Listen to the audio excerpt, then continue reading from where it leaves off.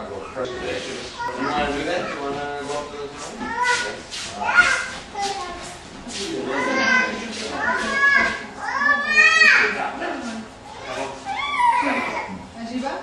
If you want to try, it's up to you. I don't. You tell me. All right. And the land room's a little bit. You take a look. This is going to be the lens that's always in here. What? I don't know how much. You don't know what does a lighthouse do? You know what a lighthouse does? Try and make it safe for them. They can find their way through, and that's what our light would do. And that's the light that was always up in there. And that's what it would look like right here. And it was always red, and it would flash every 10 seconds there. Okay? Now, when you come down, there are other things in here to look at. But let's go ahead. We'll go up there. Okay. We'll take a look.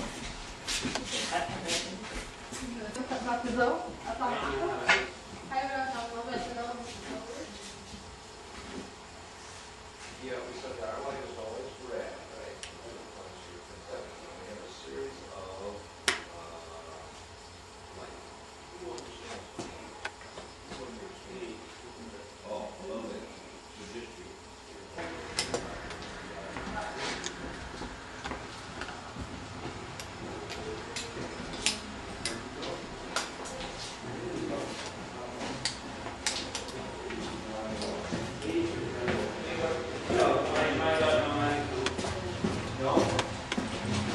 Picture, eh? Yeah. We just waiting down here.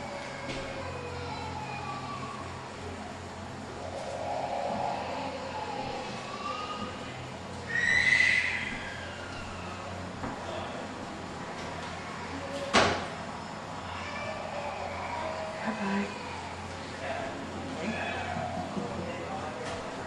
Oh.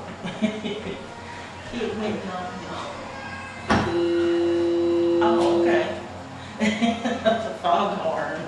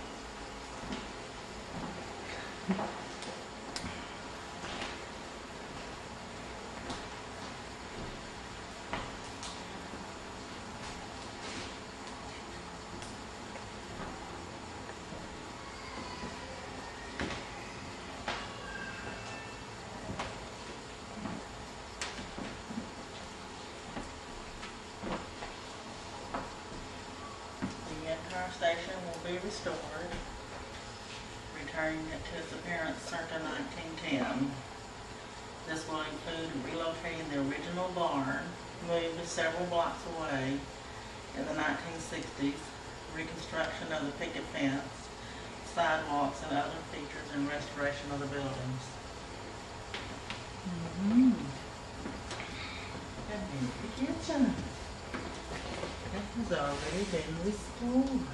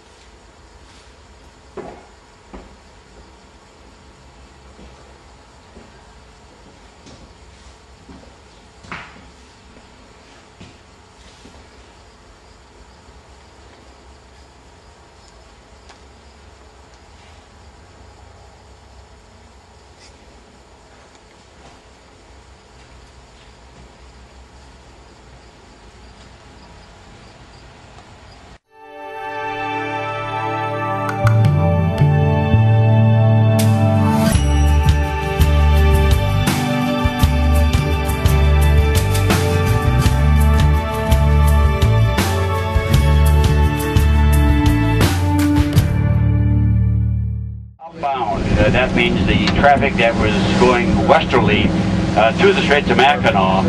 And today, in fact, you cannot... The bridge is Lake Michigan. That's the way to Chicago, Gary, Indiana, and to the Illinois Drainage Canal, which takes you down the Mississippi River. We'll be at the bridge, but we're going to bypass the bridge temporarily. We're not going to bypass it, we're wondering, but we're not going to spend any time on the way out. We'll spend the time on the way back. We'll be in the trough, or if you will, be in the following sea condition, which is much more comfortable, and we'll do our explanation of the bridge then. I'm going to give the mic over to Captain Mo, and he's going to tell you some wild stories. The easternmost part of the dwelling.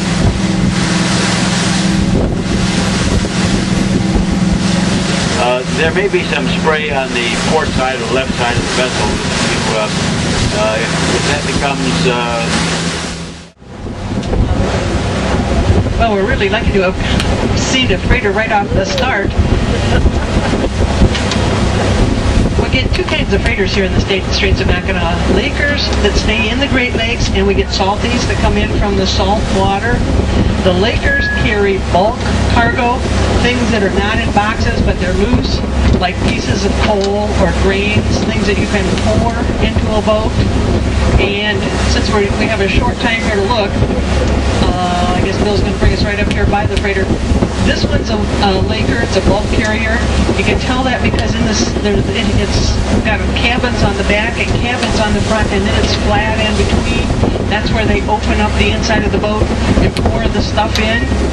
And whoever designed freighters must have been a woman, because when you pour stuff into a boat like that, you know, you get a lot of dust. And you always want your freighter to look sharp out here. You never know when a cruise boat's going to go by. So what they've done basically is paint the boats the color of the dust. So when you see one that's cream like this, cream colored like this, almost surely carrying, mostly here we get the minerals. So it's almost surely carrying limestone or cement, some kind of limestone product. And that's a good point. She suggested grain. Grain is a counter crop here, or counter cargo here. Most of these boats that we see through here are designed to carry for the steel mills in the Erie. So we see iron ore, coal, and limestone. But this time of the year, he could well be carrying grain, because if there's not much going on at the steel mills, they'll pick up grain and bring them out too. So he may well be carrying it. If Bill can get him on the phone, we'll find out what he's actually carrying. But it's probably designed to carry limestone. Good point. We're gonna try to talk to the freighter, but it's undoubtedly a cement boat between either Alpena or Rogers City. I'm trying to get a hold of him right now. When you get a good look at it, also you can tell it's not a 1,000-footer, it's an older boat, because it does have cabins on the front and the back.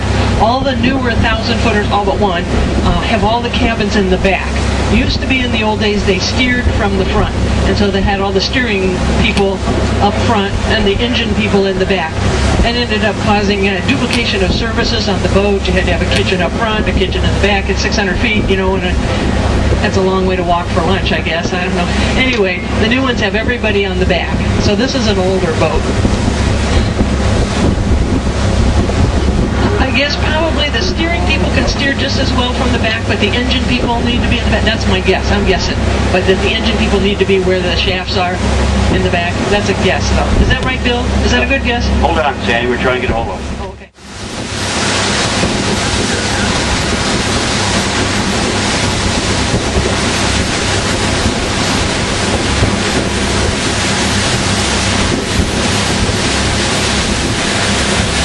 Notice the blue part of the boat is driving onto the water. Yeah, Sandy.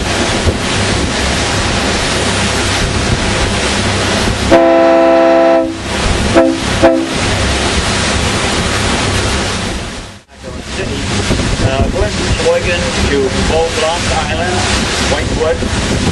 Those was called as Bablo, like down Detroit. Then we're going to go from Bablo to Round Island, to Mackinaw Island, to St. Ignace. Well, of course, that's the Rapids. But in 1920s, there's a good picture opportunity to the right on that Renfrew Bridge. When we come back, we'll hopefully it'll die down a little bit, but good picture of the bridge right there. Like I said, some people on board that are going to walk the bridge next Monday, the 5th, Labor Day. And some 50, 60, 70 souls come from all around the world to make that trek.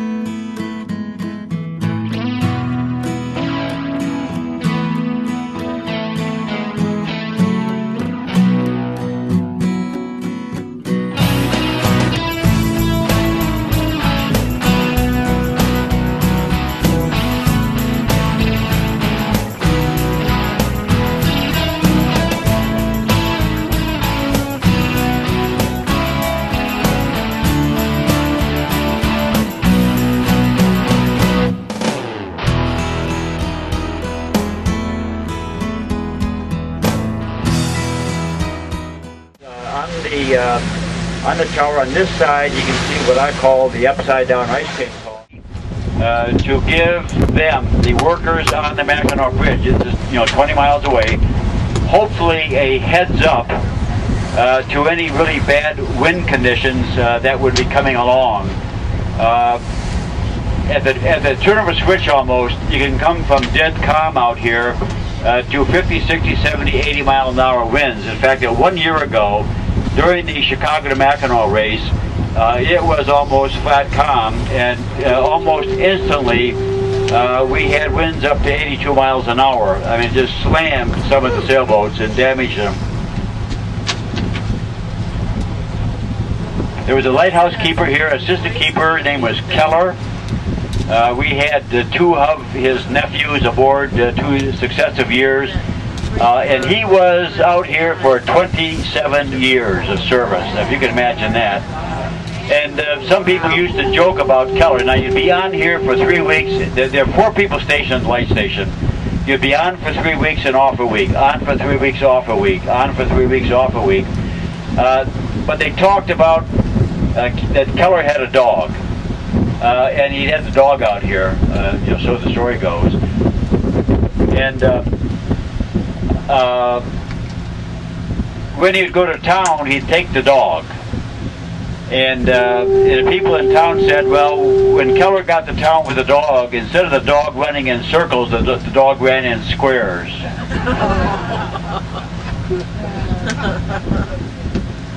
Also, this is one of 15 offshore lights that are going to be accessed eventually by the Coast Guard.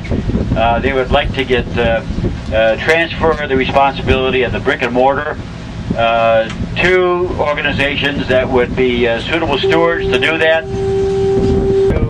To get the state of Michigan to amend or change the law of public trust as long as the new steward would be complying with the 106 and the standard.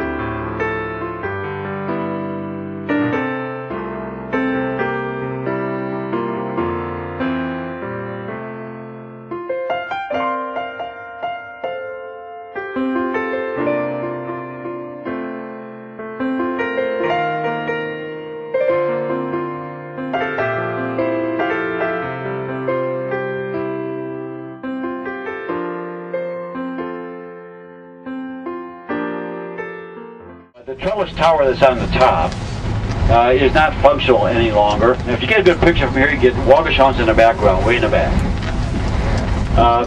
The trellis tower on the top. In the concrete crib part. You imagine living down sort of in the water. One of the people that was served out here. The motor generators ran 24 hours, 7 days a week. I had to get used to the constant noise. I was introduced to fog on Lake Michigan, which meant, of course, because we're a structure in the middle of the lake, we would sound our foghorn. So add the noise of another engine, and that wasn't the worst part.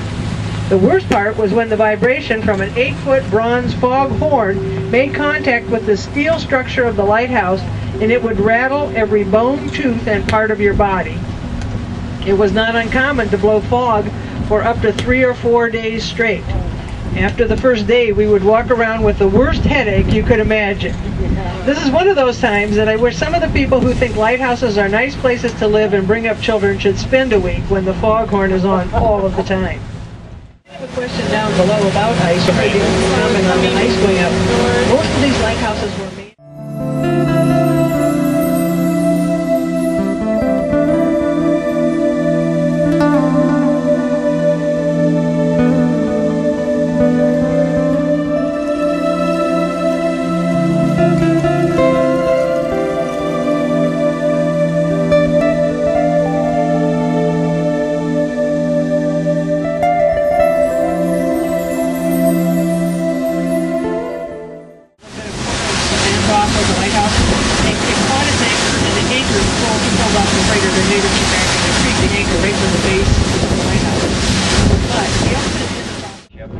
In the Great Lakes.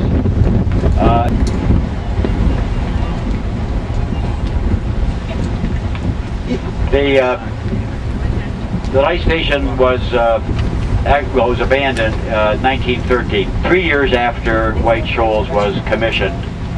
And then the Navy would come up to Chicago and use it for bombing practice. In fact, one of the stories said that First President George Bush learned his carrier takeoff and landings from a big light station.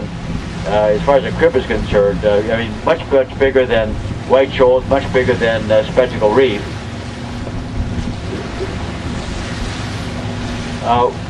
We've done a couple of TV shows from out here, but keep in mind that this is still owned by the United States Coast Guard.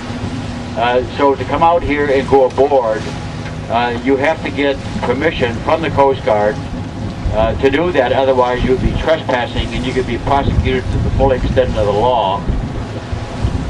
But it really is sort of interesting to come out here and get aboard. What we do when we do come out here, we come out here in, of course, a bigger boat, not bigger than the Hope here, but a 40-footer, 46-footer, and we simply motor off or anchor out here and go ashore in a rubber dinghy.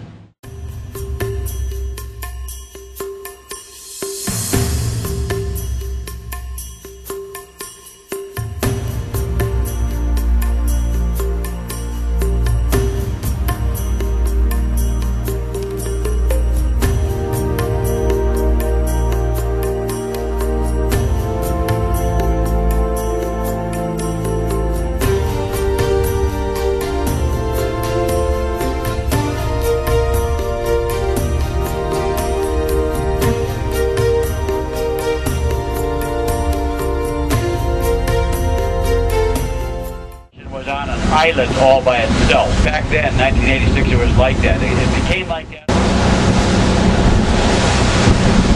And we got the license in 1986 to use it and restore it. And we started in 1989 with Boy Scouts from Ann Arbor, Boy Scout Troop 4. And there was another Boy Scout troop from Calumet Glorium and the UP that helped that 1 year. Parlor and a bedroom downstairs. Upstairs there were 4 bedrooms, and on the opposite side was the winter kitchen and an office. The lean-to to the back is the summer kitchen, and we were donated a propane refrigerator by Thetford Corporation from Ann Arbor, and we have a propane stove. A couple years ago, well, 2 years in a row, we had 40 Boy Scouts out here working in the 3rd week of June, the week beginning Father's Day. So we can feed 40 people. Now, we don't have any running water. We don't have any toilet facilities other than a privy and no electricity.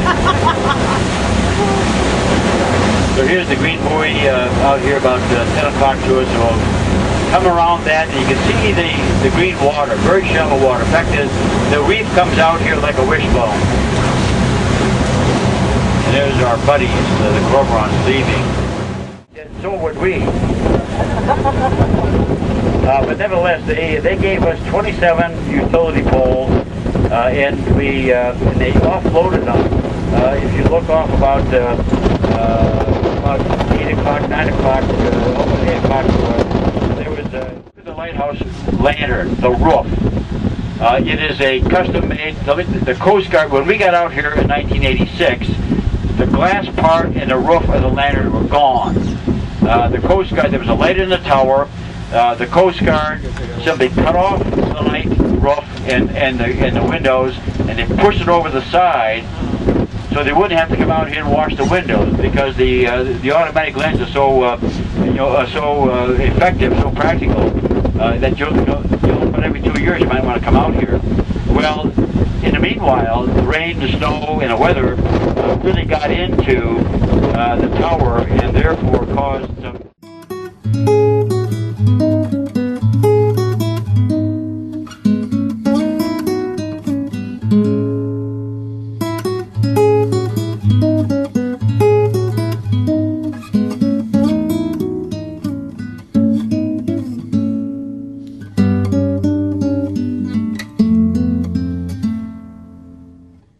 There are what they call knuckles that stick out from the north side and the south side of each of the towers. Going down from each of the knuckles are I-beams.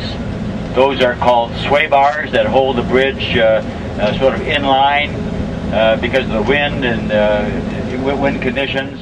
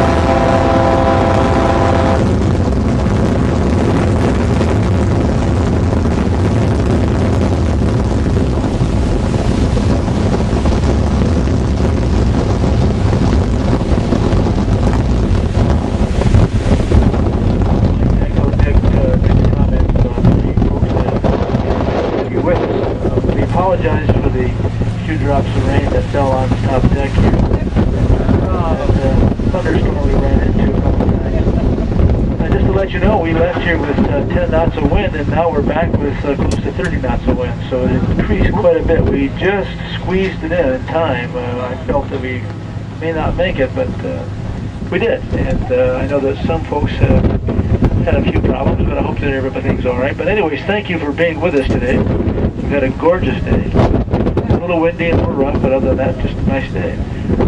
Please watch your step when you leave the vessel at the stairwells and ramp area. Make sure that you picked up all your personal belongings and cameras and knapsacks, whatever you brought aboard.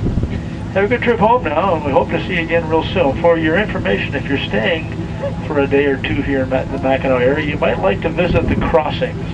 Just a kitty corner across the street here. It's a shopper development, 54 unique shops and shopping. The old depot has been restored. It's now a fine dining restaurant, along with the theater, the Live at the Mac, featuring a musical direct from Las Vegas every evening at 7 o'clock. It's quite a production. Anyways, if you have a chance, you might like to give the crossings a visit. Have a good trip home now, and by golly, we hope to see you again real soon. Thank you.